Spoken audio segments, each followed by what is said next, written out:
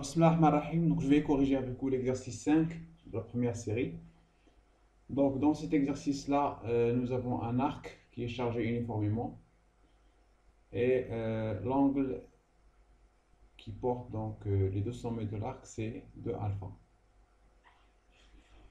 Donc, première question, quelle est la direction du champ?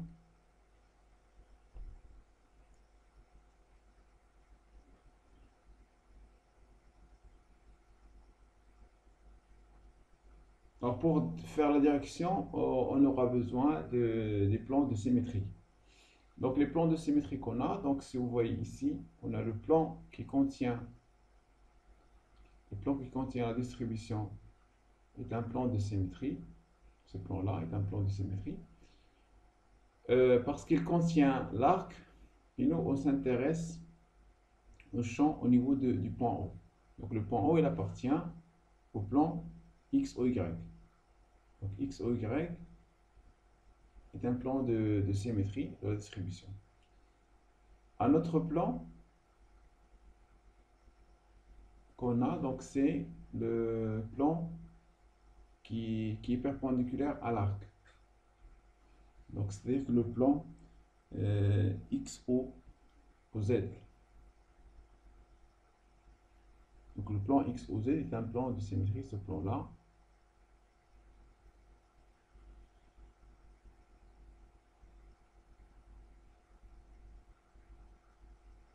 Donc ce plan, il est perpendiculaire à l'arc.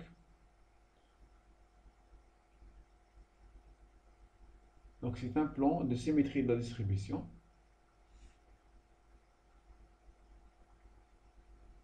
Et bien sûr, le point O, il appartient aux deux plans. Donc on peut déduire que le champ, donc sont deux plans de symétrie.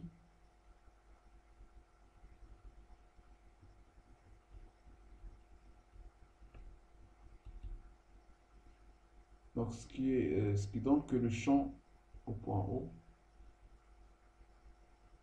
appartient à l'intersection avec les deux plans XOY et XOZ. Deux plans de symétrie, bien sûr, et O appartient à ces plans. Donc le point O, il appartient à ces deux plans, donc ça veut dire que le champ, il appartient à l'intersection. Donc finalement, on obtient que le champ au point O, il est suivant EX.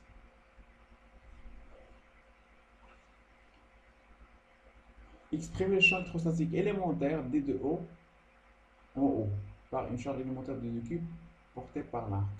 Donc ça veut dire que je prends un élément élémentaire D de Q, D de L, qui contient une charge élémentaire D de Q. Donc cette charge élémentaire, elle va créer un champ élémentaire au niveau du point O. On va l'appeler D de E. Donc il va faire cet angle θ. Donc c'est l'angle θ ici. Déjà dans le θ ici, ça veut dire que cet angle-là, c'est le même angle qui est entre D de E et l'axe X. Donc le champ élémentaire, on sait très bien l'expression, toujours c'est D de Q sur 4pi epsilon 0. PM au carré, donc dans ce cas-là, PO au carré, UPO. Donc le champ élémentaire au point O.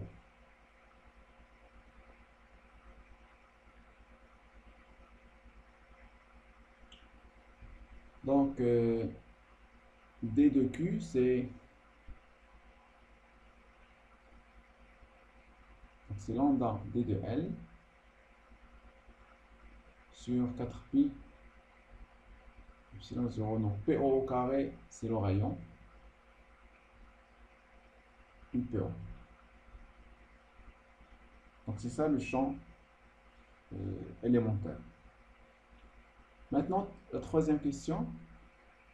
Donner l'expression du champ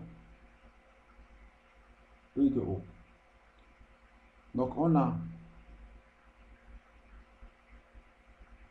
le champ est suivant X, ça veut dire que E de O est égal à la composante qui est suivant X, suivant EX.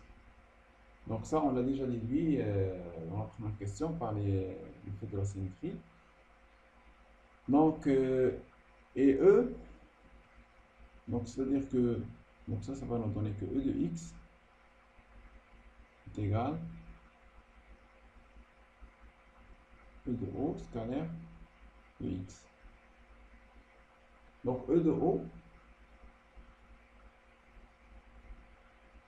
c'est l'intégrale de D de E. Et celui de E de O scalaire EX. Donc est égal l'intégrale de D de E, on va remplacer, c'est l'intégrale de lambda D de L sur 4pi epsilon 0 r au carré UPO scalaire EX. Donc ici, UPO scalaire EX, on sait très bien que ça va nous donner cosinus θ. Car l'angle entre UPO, UPO va être situé quelque part ici, c'est un vecteur unitaire. Donc UPO scalaire EX, ça va être cosinus θ. Alors maintenant, D de L, on sait très bien qu'il est égal à R D de θ. Donc est égal l'intégrale de lambda R D de θ sur 4pi epsilon 0 R au carré fois cosinus θ. Alors bien sûr, on va simplifier avec le R.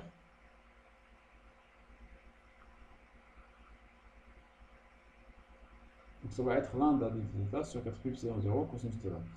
Maintenant,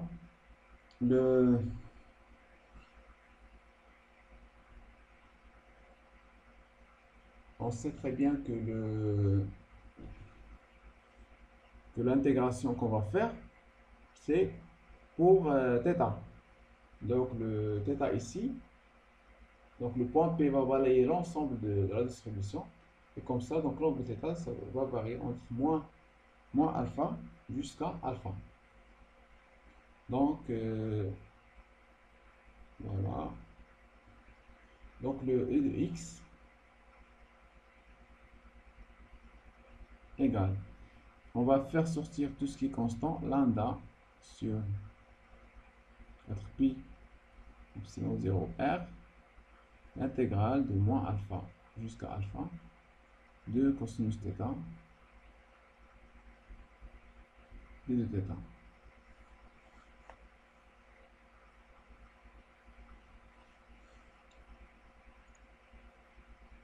Donc égal, donc si on calcule cette intégration là, ça va nous donner lambda sur 4pi epsilon 0 R.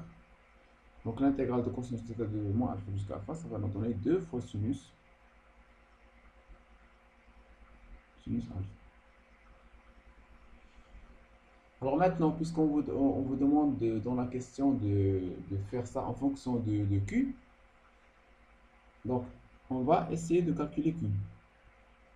Q, c'est la charge qui existe au niveau de l'arc. Donc ça veut dire c'est l'intégrale de lambda d de L sur l'arc. On va intégrer sur l'arc. C'est ça, donc la charge au niveau de l'arc. C'est donc l'intégrale de lambda, donc d de L, c'est R d de θ. Et l'arc, on sait très bien que θ varie entre moins alpha et alpha. Donc ça va être, on va faire sortir le lambda et le R qui sont constants. L'intégration de d de alpha, d de θ, pardon, de moins alpha jusqu'à alpha, c'est 2 alpha.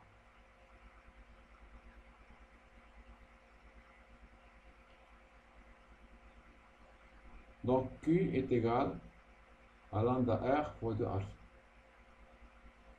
Et on va remplacer ici. Donc ici, on va déduire que lambda est égal à Q sur R de alpha. Et on va remplacer ici lambda avec Q sur R fois 2 alpha.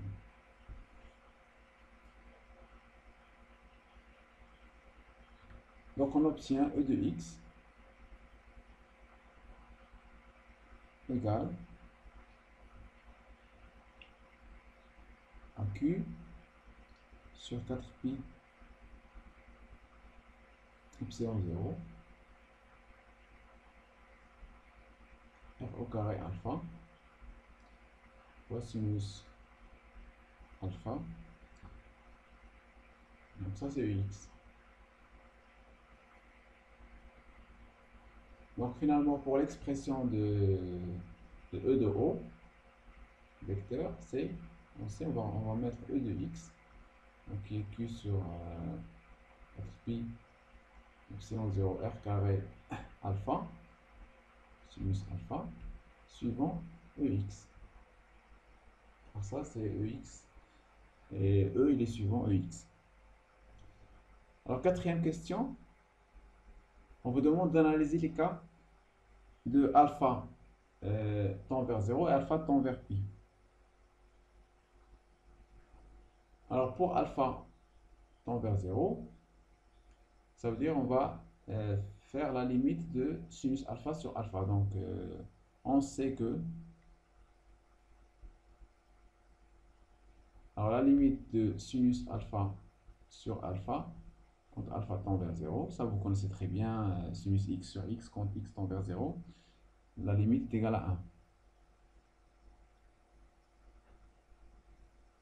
Donc le champ au point O pour alpha tend vers 0 est égal à Q sur 4pi epsilon 0 R au carré EX. Donc ça c'est le champ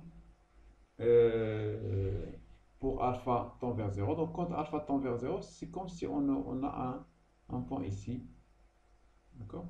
Donc c'est-à-dire que et on retrouve on retrouve l'expression du champ créé par une charge ponctuelle.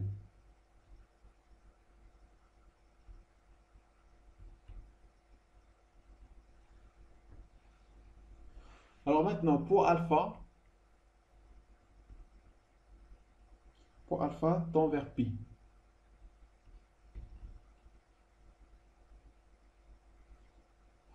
Donc on va trouver sinus pi. Sinus pi, vous savez très bien, donc sinus pi égale à 0. Donc ce qui va nous donner que le champ au point O égale au vecteur nul. Alors ça veut dire quoi? Ça veut dire que le champ créé au centre d'une sphère circulaire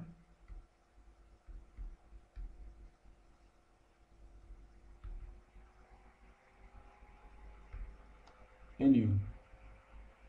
Donc le alpha tend vers pi, ça veut dire que je vais avoir un cercle. Donc le alpha, donc ça va nous donner un cercle. Ça veut dire que le champ au centre d'une sphère circulaire, c'est nul.